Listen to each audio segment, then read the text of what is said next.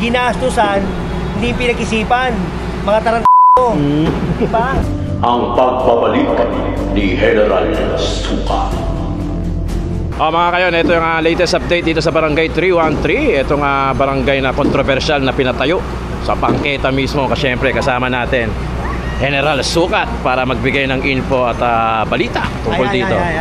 Magandang tanghali na. Yun, Jen. Tanghali. Ano ba to, Jen? July 11. July 11, 2025. 2025, ha? Parang hindi mo pa alam, ha? Hindi, kanina pa ako papagod na ako. Kanina nakabalik na to. Kanina pa kaming maga rito, ha? Ito kasi, illegal structure. Yun. Diba? Ginastusan, hindi pinag-isipan. Mga tarantado. Diba? Ayan, kita mo, sinayang nila pera ng taong bayan. Yes, correct. Diba? Ngayon, ginigiba na, 19 million to. 19? Grabe, diba? Tingnan mo, eto eskwelahan. Hindi ba sila naaawa dyan sa dami ng tao dyan, sa dami ng estudyante? Kasi yung hangin, nahaharang. Tatakpan. Tingnan mo naman, puro mga ventilation lang, tingnan mo, di ba? Public Tapos, naharang pa nila yung pangalan ng eskwelahan. Yun. Di ba? Kaya yung nag-isip nito, hindi ko alam kung tarantado o bobo. Di ba? Ang tanong, nakakuha kayo ng permit dyan, Jen? Walang permit dyan. Malamang kasi nakapatol sa bangketa Yung paisa. Diba, tinayo nila, walang permit. Hindi yan dumaan sa zoning, city planning. O sa building. Building ang pinaka-the best dyan, hindi yan dumaan ng DPWH. Kasi hindi i-approve yan, Jen. Hindi yan, bangketa yun, bangketa. Tignan mo yung mga estudyante, kadaan dito, kanito. Mamaya masagi ng mga sasakyan to. So ano mangyayari? Disgrasya, di ba? Kaya nga, tignan mo, gusto lang nila mag-ayaw ko, gusto nila magkapera dyan, di ba? Tinayo nila nang hindi nila pinag-isipan, di ba? Hindi pinag-isipan. Sayang pera. Gastos. Pero sa kapakanan ng mga estudyante, sayang lang yung perang pinampatayo. Correct. Ito, lalabas na si General Suka. Yun! Tuloy-tuloy tayo sa paglilinis ng kalsada. Nakaraan, nandun kami sa may Road 10. Yung mga nasunugan, barangay 123. 3 buwan na sila roon. Binibigyan lang natin sila doon ng pagkakataon para mailipat. Diba? Kasi doon, makakadiskrasya sila doon Once na dumaan yung truck doon, at lalo kung umuulan, rumagasa roon. Wala ng preno, araro yun, Jen. Maraming mamamatay, maraming madidiskrasya, diba? Magalit na sila, pero mas maganda yung kaligtasan ng tao. Nagagalit sila, Jen, kasi parang sinasabi nila, nasunugan na nga sila. Oo nga. Problema, meron tayong evacuation center Ang laki-laki ng Delpan doon, evacuation center, ba't di sila doon? Diba? Sa mga covered road, diba? Nasanay kasi sila doon. Huwag nating huwag nating konsintihin yung mga ganyang bagay.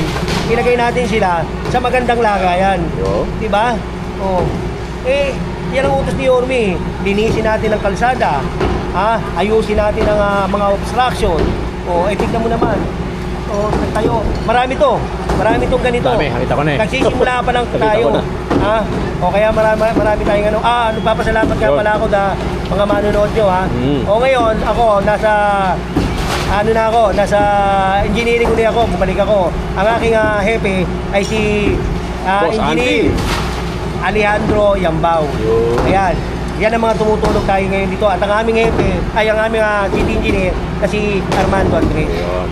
Jen, ano bang mensahe mo kay Boss Y, kay Yorme? Hindi, alam naman ni Boss na kailangan tutulong ako Alam naman niya yan. Sanabi naman niya sa akin dyan na marami tayong tatrabahuin. Magtrabaho tayo.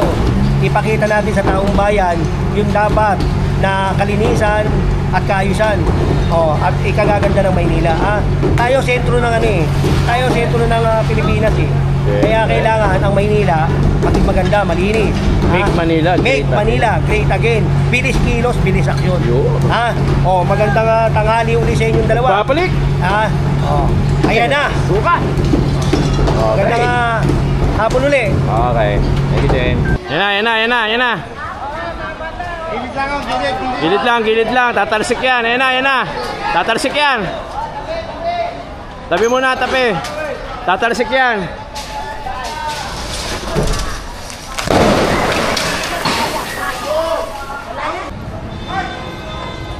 Laki no? Ang laki ng bumaksak na yun.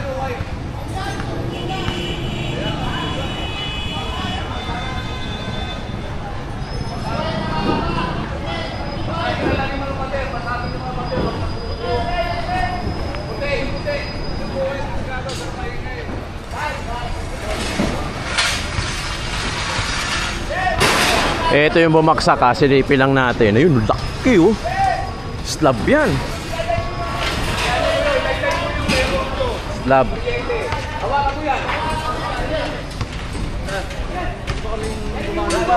Sila mga engineer. Hindi yan isa yan.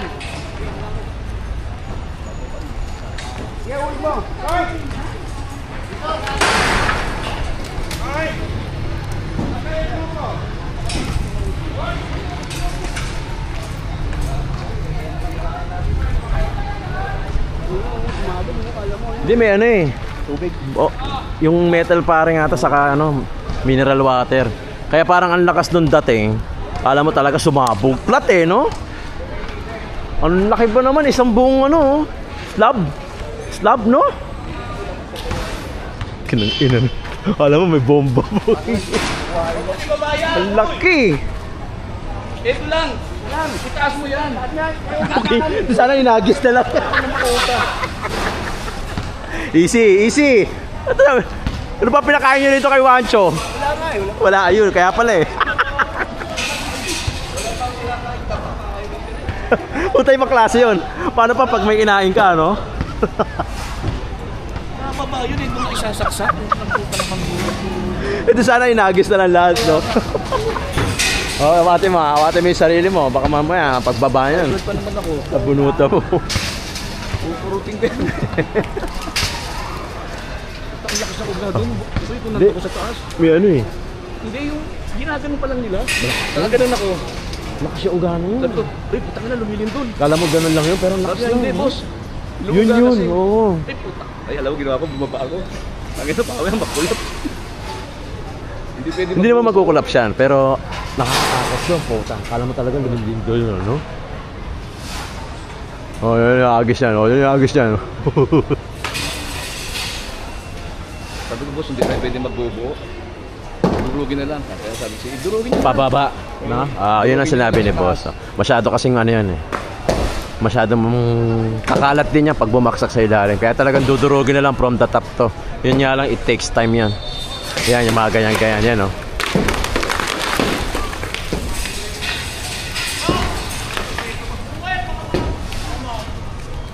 Oh.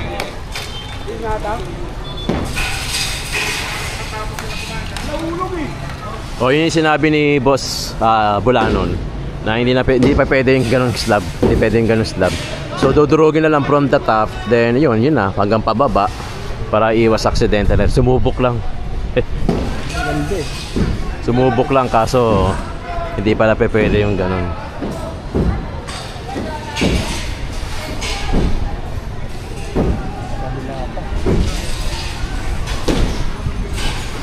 Oh, ito yung ano yun yung nalaglag yung ganong kalaki. Pero ang sinabi ni Boss Engineer Bulanon, dudurugin na lang from the top.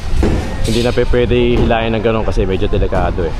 Nakita nyo naman yung baksak, sobrang lakas. So dudurugin hanggang sa pababa. Buti na lang may mga tali dyan, meron ng mga sumusuway, meron nakaharang na truck dito, saka sasakyan.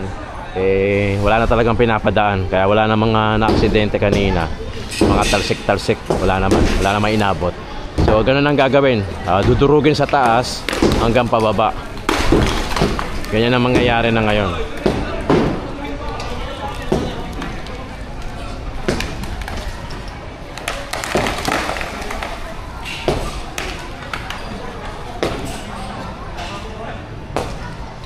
Tagal naman na ano? Diyan pala si Sini.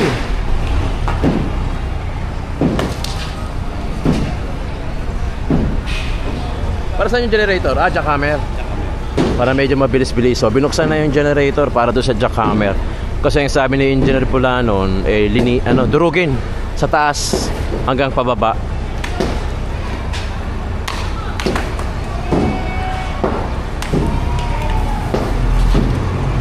Binuksan na yung generator natin kasi nakasaksak na yun yung kulay puti na wire.